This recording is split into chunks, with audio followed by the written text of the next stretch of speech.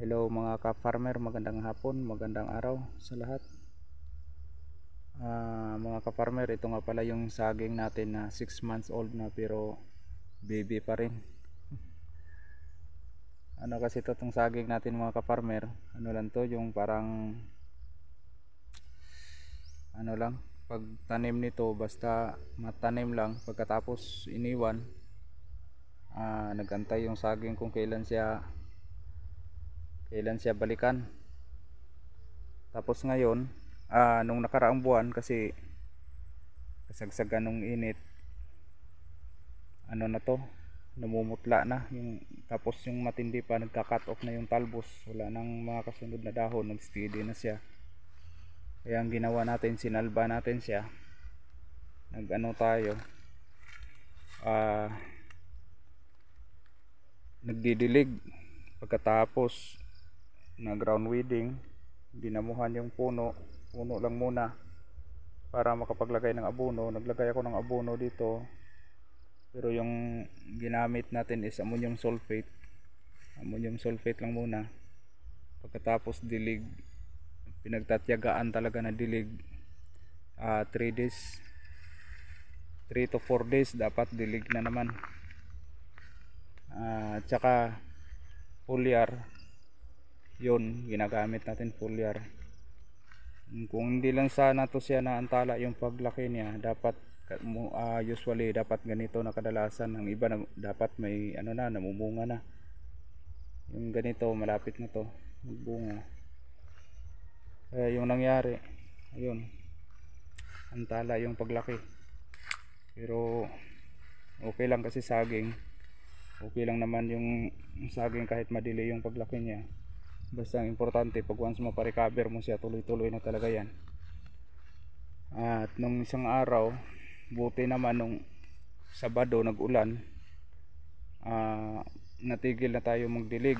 Tapos nung isang araw nag-abono ako uli, ammonium sulfate pa rin ang ginamit natin.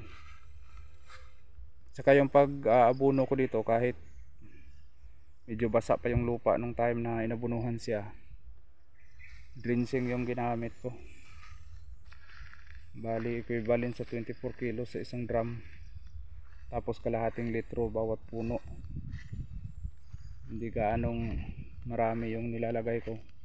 Tapos mga sunod na araw nito, mag-ano ko, nagamit ako ng humic acid para din ma-neutralize yung residual effect nung inano natin, yung ginamit nating abono.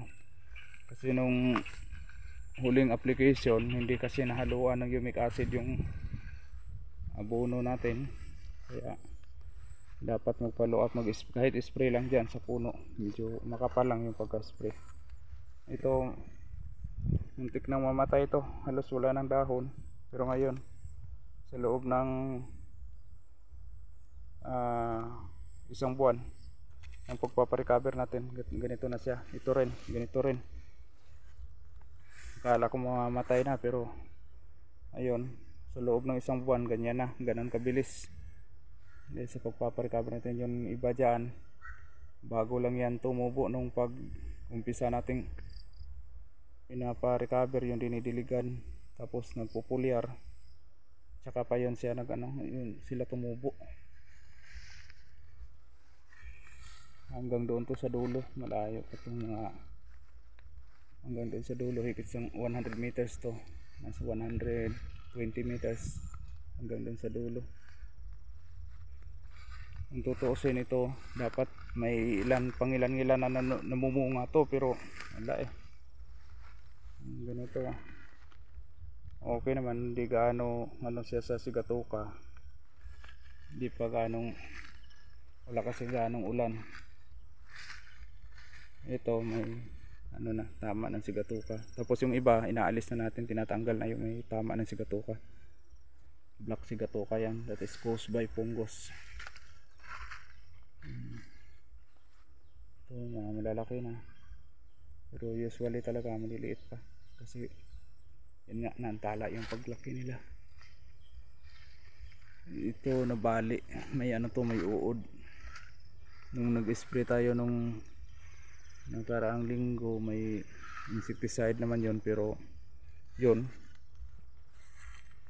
yun ano yung mga ka-farmer, yung pinakababa na dahon, yung maliit, ito yung pinakahuling dahon, no? Nung nakaraang buwan na umpisa natin pinarecover, tapos yung following na mga dahon niya pataas hanggang dito, yan, ano na yan siya, after full recovery na yan siya. Ganon kabilis, effort lang talaga. Kaya yung nangyari tuloy, iniwan ko yung gulay, pinabayaan ko yung gulay. Ngayon na ano na, recovered na yung saging, doon na naman tayo sa gulay naman yung paparecover natin. Tapos itong mga damo, hayaan na lang muna sila dyan. Pinaka-importante ma-maintain ito yung palibot talaga ng puno. Tapos yan, marami ng mga sucker. Pagkatapos mamunga yung mother, tapos harvest na, pipili lang tayo ng ano dyan. Pwede rin naman pinuputo lang yan siya, pero okay lang din kahit after harvest na mag-desuckering, pipili lang tayo ng isa para magpapalit doon sa mother. Ganun lang yan. Last 3 days nag-spray tayo ng fungicide dito, kasabay lang din noon ng pag-apply ng abono. Tapos next month na naman, apply na naman ulit ng abono. Sa ngayon na linggo na to, dapat mag-spray ako ng humic acid dyan sa puno. Importante yun. Saka para hindi tayo gaano mag-a-apply ng napakaraming abono, dapat minimal lang yung pag-a-apply natin ng abono.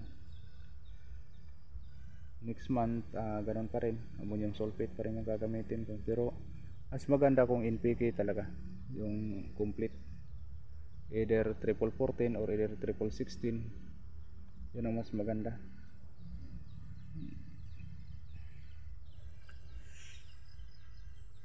Pero okay naman, makapal naman yung dahon. Foliar na ginagamit natin dito, yung California grower yung ginamit ko. Mura, pero medyo mababa lang yung content, pero lang maganda kasi organic hindi siya synthetic. Itong saging natin mga ka-farmer is lakatan, dating lakatan na to, tapos dito tinanggal yung lakatan, tinaniman ng talong, ngayon lakatan na. Tapos yung doon sa unahan, dating ampalaya, buti na lang na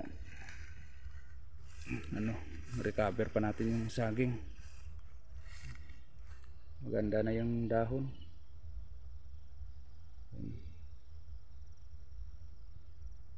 Ano lang to, hindi ko pa to naibilang kung ilang puno to, pero dito bababa ng mga 1,600 to 1,800 na puno.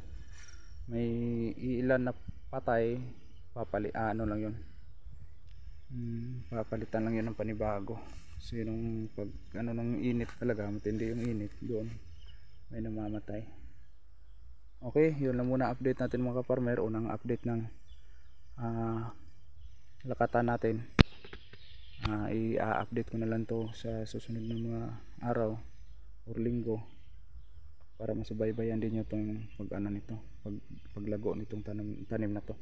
Okay, yun lang muna mga ka-farmer. Hanggang sa susunod, laging tatandaan, magsasakang may alam, maginhawang buhay, ngunit huwag lang ipagmayabang sapagkat Diyos ang nagbigay. Maraming salamat.